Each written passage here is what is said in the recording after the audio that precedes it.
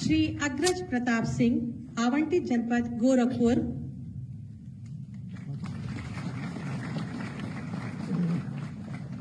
सुश्री प्राची सिंह, आवंटित जनपद अयोध्या।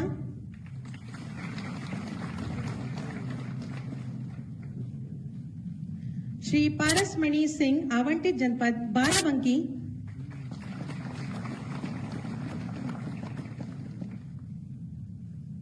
श्री विकास त्रिपाठी, आवंटित जनपद अमेठी।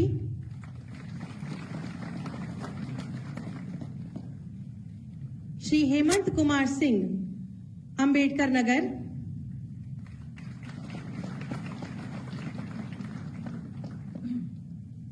श्री रामचंद्र, बांदा।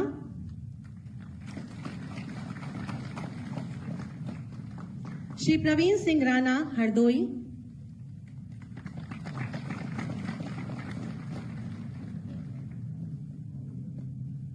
सुश्री जया कुशवाहा, आवंटित जनपद उन्नाव।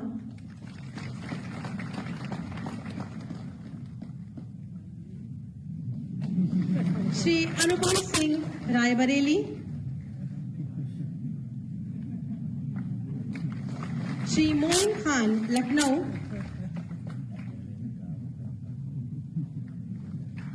सुश्री रोशनी शर्मा, सीतापुर।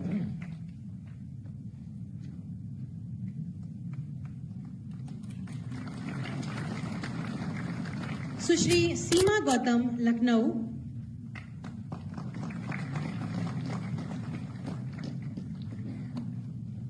श्री मोहन गुप्ता, आवंटित जनपद उन्नाव। मोहम्मद आमिर खान, लखनऊ।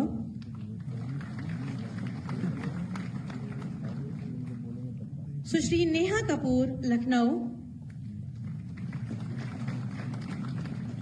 श्री राघवेंद्र कुमार उपाध्याय, आजमगढ़। श्री अम्बरीश सिंह, बलिया।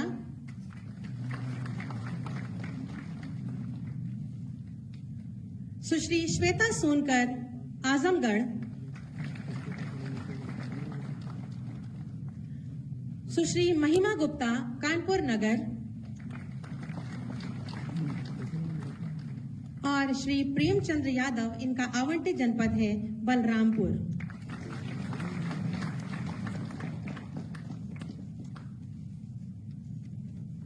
बहुत बहुत धन्यवाद, आभार माननीय मुख्यमंत्री जी, और आप सभी को बहुत सारी शुभकामनाएं।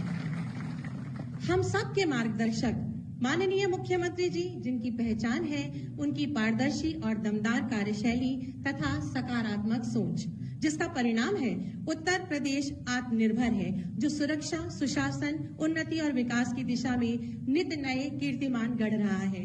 शुभ संकल्पों के साथ उत्तर प्रदेश को विकास की नई ऊंचाई तक ले जाने वाले माननीय मुख्यमंत्री जी से बहुत ही आदर के साथ विनम्र अनुरोध करूंगी कि वे अपने आशीर्वचनों से हम सबका मार्ग प्रशस्त करें।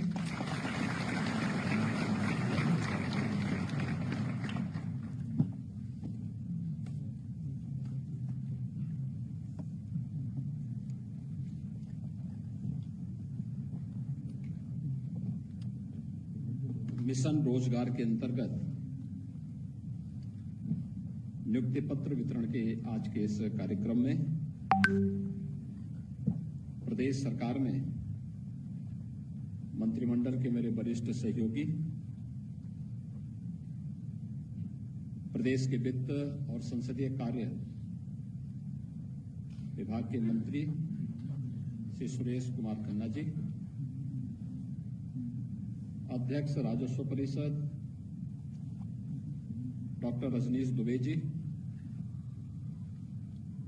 प्रमुख सचिव राजस्व विभाग श्री पी गुरुप्रसाद जी, राजस्व विभाग के सभी अधिकारीगण, नियुक्ति पत्र प्राप्त करने वाले प्रदेश के मेरे सभी युवा साथियों, उनके अभिभावकगण और अन्य उपस्थित महानुभाव, 7,720 नौ चयनित युवाओं को आज उनकी आकांक्षा के अनुरूप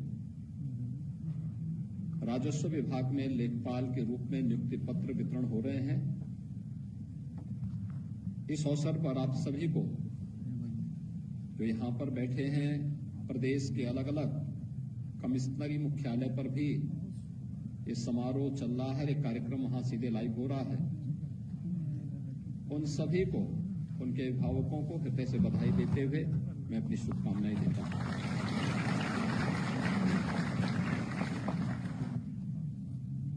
आप सब जानते हैं कि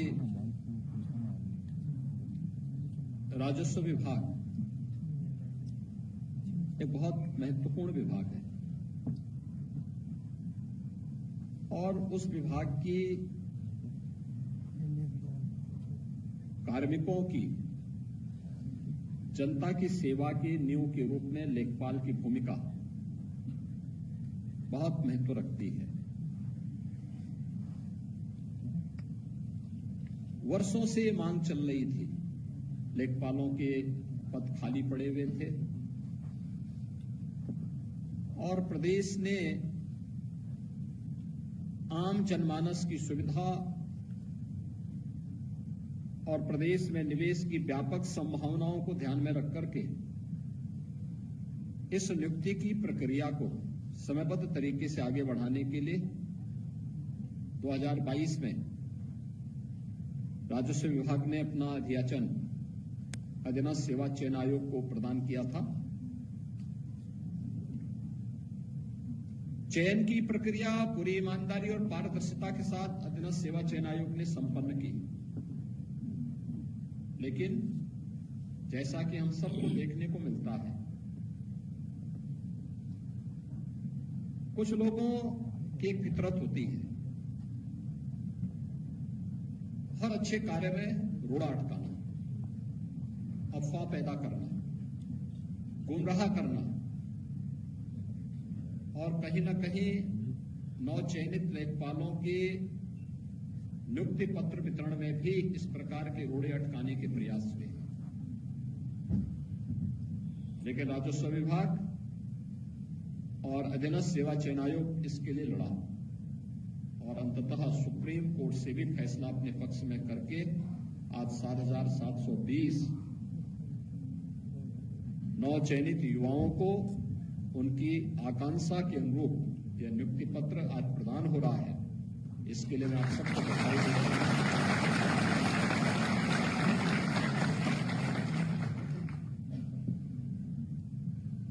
यह प्रक्रिया पूरी होने के बाद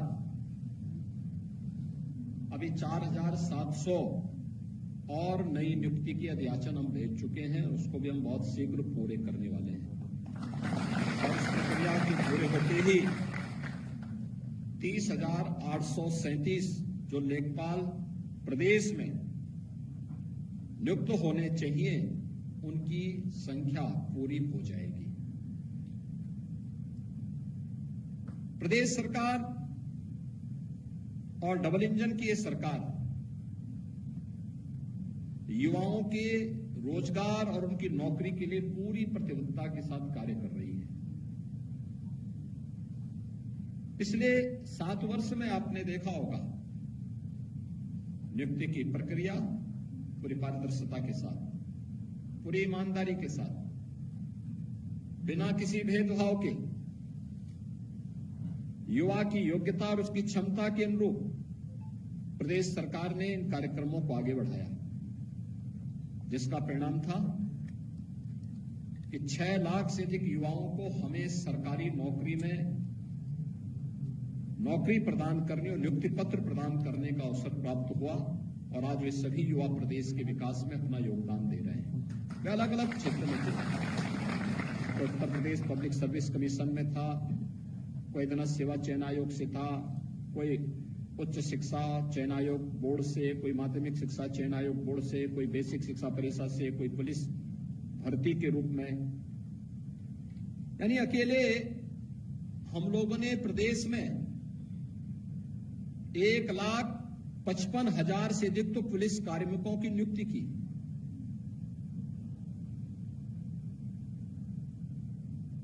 1,54,000 से अधिक हम लोगों ने शिक्षकों की भर्ती की प्रक्रिया को पूरा किया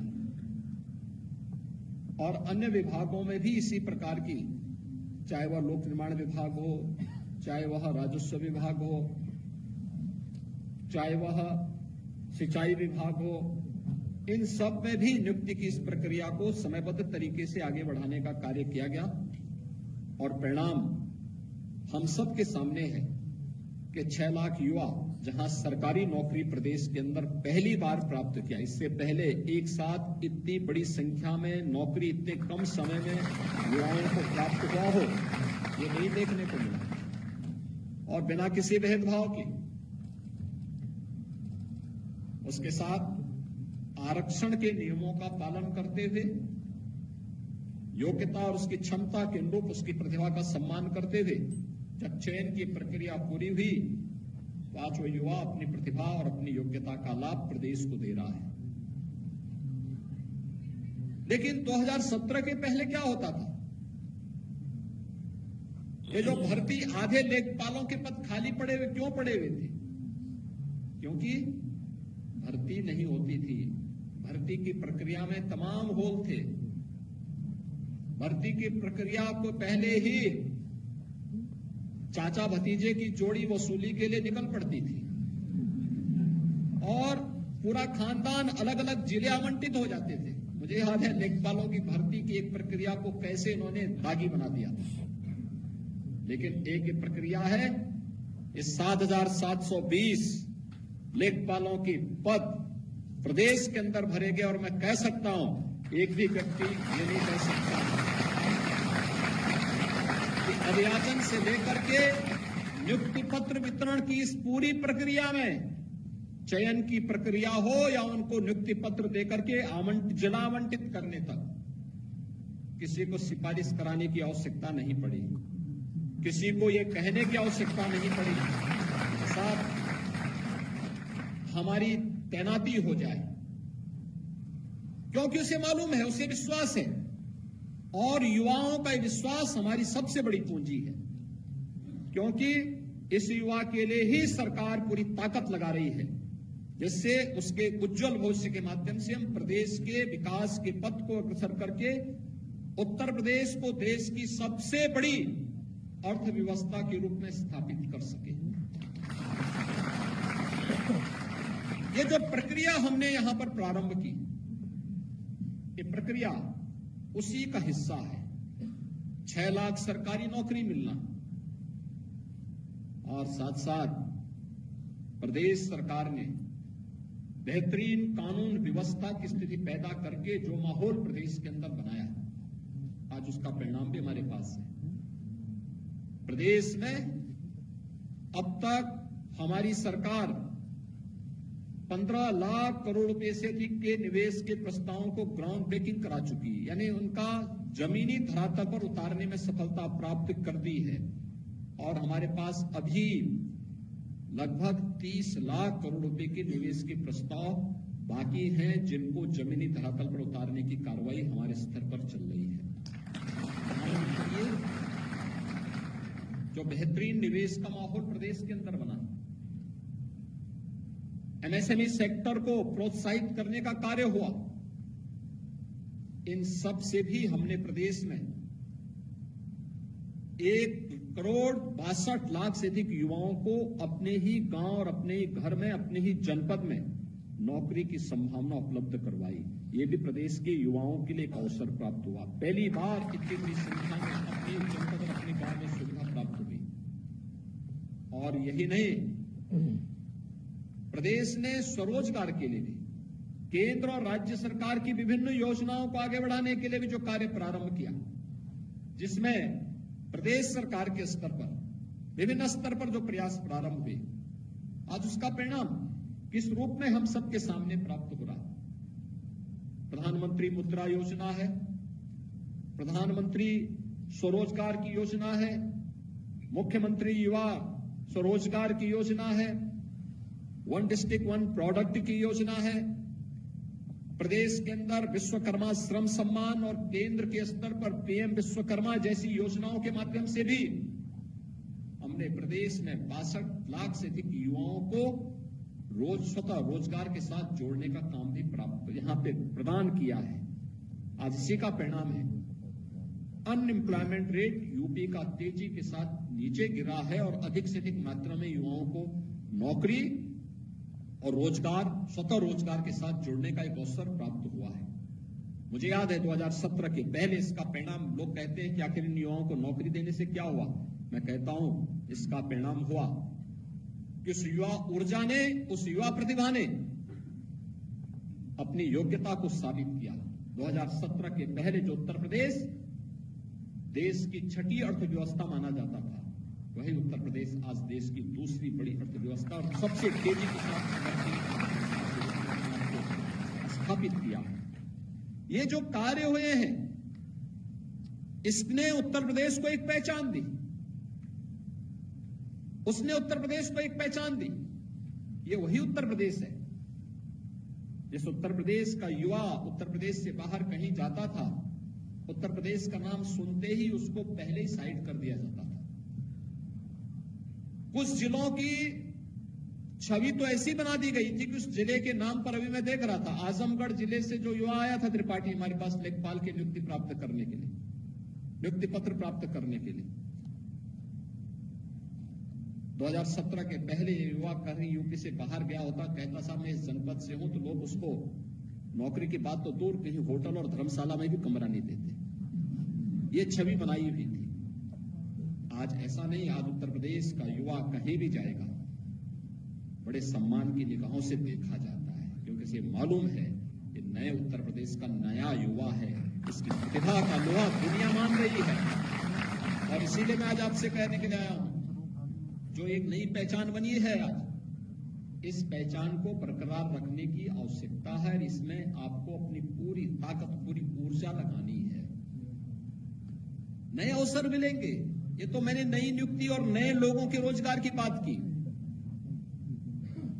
इससे पहले क्यों नहीं हो पाती थी? क्योंकि नियत साफ नहीं थी, भाई भतीजावाद होता था, लोगों के साथ भेदभाव होता था, नियुक्ति के नाम पर पैसे वसूले जाते थे और न्यायालय को हस्तक्षेप करना पड़ता था, कोर्ट के स्टे होते थे, सरकार उसमें किम कर्तव्य विमूढ़ की स्थिति में होती थी, क्योंकि अगर स्टे वैकेट कराते हैं तो फिर उनको ये लगता था कि अच्छा खासा पैसा उनके दलालों के, गुर्गों के सब समाप्त हो जाएंगे, इसलिए वे उस पर रुचि भी नहीं लेते थे।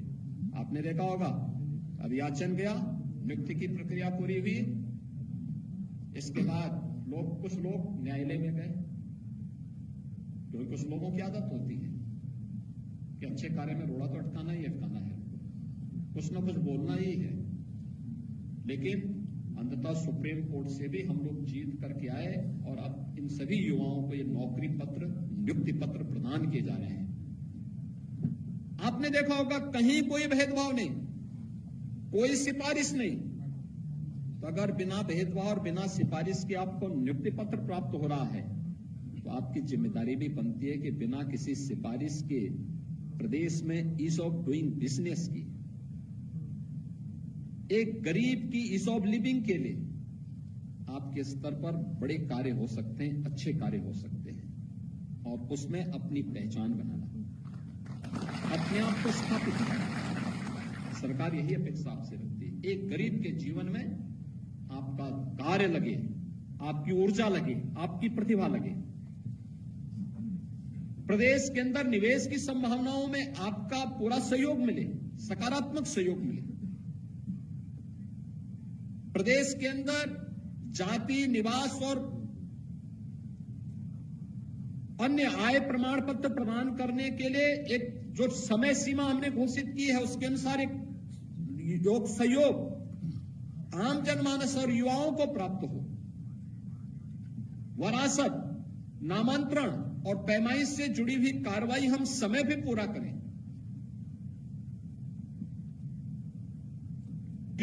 कृषि को अकृषि घोषित करने के लिए प्रदेश सरकार ने रिफॉर्म किया कि 45 दिन के अंदर स्वतः अधिकारी को इसको करना होगा, अगर नहीं करेगा तो डीम्ड मान लिया जाएगा।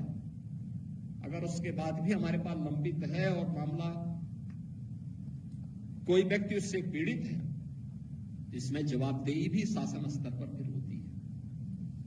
आईजीआरएस में हमारे पास बहुत सारे मामले आते हैं। आईजीआरएस के मामले इसी बात को लेके आते हैं। हम लोग देखते हैं कोई व्यक्ति में ऑनलाइन शिकायत करता है, बताता है साहब हमने हमारी शिकायत ये थी, समाधान नहीं हुआ। यहां से 15 दिन में हम उसकी समीक्षा करते हैं, क्यों नहीं हुआ।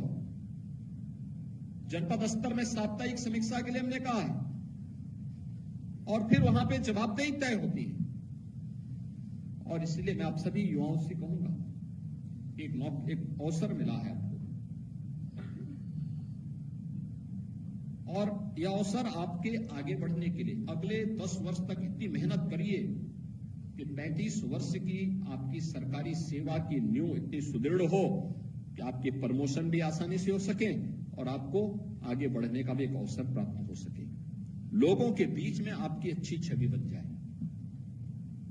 यानी इतनी महत्वपूर्ण कड़ी लेखपाल की, लेकिन बहुत बार होता है कि लेखपाल नाम से ही लोग घबराने लगते हैं, तो घबराहट न हो।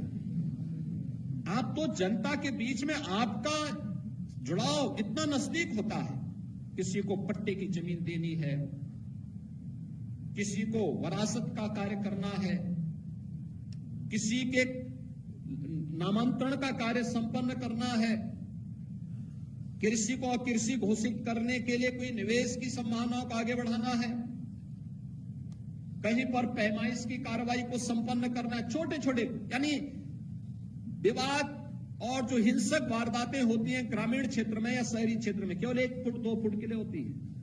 अगर हम समय पे उसको पैमाइश करके सीमांकन कर लें, बता दें कि भाई ये है व्यवस्था, पुलिस की व्यवस्था का, पुलिस का सहयोग ले रहे हैं।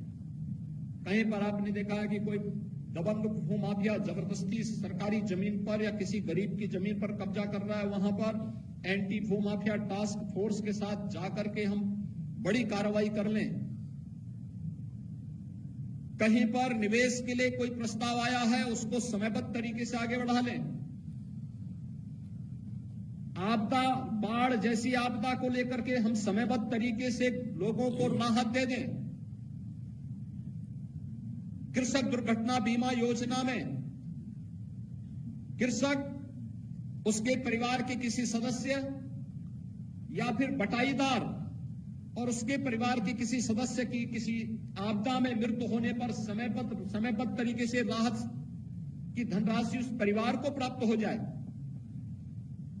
कितना आपको इसका यश मिलेगा, कितना आपके खाते में पुण्य आएगा। लेकिन जब हम लोग अनावश्यक लटकाने का प्रयास करते हैं, पता लगा है ये का मुआवजा है वो बी को मिल जा रहा है, ये वाला बेचारा देखता रह जा रहा है, या पैमाइश में गरीब तो देखता रह जा रहा है, लेकिन कोई दबंग व्यक्ति कब्जा कर दे रहा है या कब्जा करवा दिया जा रहा है। गलत तरीके से कोई भी कार्य न करें। और इसके लिए टेक्नोलॉजी का उपयोग, अब तो पूरी यहां पर राजस्व की पूरी व्यवस्था ही डिजिटाइज हो रही है। लैपटॉप और टैबलेट उपलब्ध करवाने की कार्रवाई उनकी ट्रेनिंग के साथ हमें जोड़ना होगा। कोऑर्डिनेट से पता लग जाएगा कहां की क्या स्थिति है। आदरणीय प्रधानमंत्री जी ने व्यवस्था की, जहां एक और युवाओं को रोजगार और नौकरी मिले, यह उनकी प्रतिबद्धता और मिशन का हिस्सा है। वहीं साथ साथ ग्रामीण क्षेत्र में निवास करने वाला कोई भी व्यक्ति अगर परंपरागत रूप से गांव की जमीन पर, ग्राम समाज की आबादी की जमीन पर मकान बना के रह रहा है, तो उसके जमीन का मालिकाना अधिकार उसको घरौनी के माध्यम से प्राप्त हो सके। बड़े स्तर पर कार्य चल रहा है। अब तक 63 लाख से अधिक लोगों को हम लोगों ने व्यवस्था दे दी है, और हमारा प्रयास है कि इस वर्ष तक हम लोग सभी 1,25,00,000 परिवारों को ये सुविधा उपलब्ध करवा देंगे कि जहां पर वह बसा है वहां का मालिकाना अधिकार घरौनी के माध्यम से उसको उपलब्ध करवा दिया जाए, जिससे वह व्यक्ति गांव के सारे जमीन संबंधी विवाद वहीं पे समाप्त हो सके। कितने लोगों के जीवन में आप परिवर्तन कर सकते हैं। ईज ऑफ लिविंग भी है और ईज ऑफ डूइंग बिजनेस भी है, और इस पर आपको बेहतर प्रयास करना है। सरकार यही अपेक्षा करती है कि हम लोग इस दिशा में प्रयास प्रारंभ करें, और मुझे लगता है कि वह आपके लिए आगे बढ़ने का एक अवसर भी होगा। और इसीलिए नियुक्ति पत्र वितरण के इस कार्यक्रम के साथ मैं स्वयं अपने किसी न किसी सीनियर मंत्री के साथ आता हूं और यही अपेक्षा करता हूं कि हम बेहतर करें, लोगों के जीवन में हमारी कार्य पद्धति एक छाप छोड़े, लोग हमारे प्रति सम्मान का भाव रखें। इस प्रकार का भाव, इस प्रकार का आपको अपने कार्य पद्धति को बनाना होगा, और इसी कार्य पद्धति के लिए आज मैं यहाँ पर आपके बीच में यहाँ पर उपस्थित हुआ हूँ।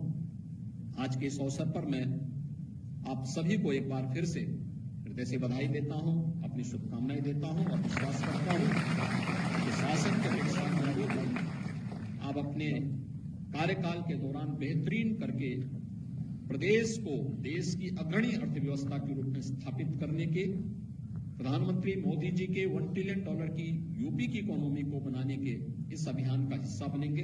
आप सबके प्रति मेरी शुभकामनाएं। धन्यवाद। जय हिंद। बहुत बहुत धन्यवाद, आभार माननीय, आपके प्रेरणादायी उद्बोधन के लिए, आपके आशीर्वचनों के लिए। मैं अनुरोध करूंगी प्रमुख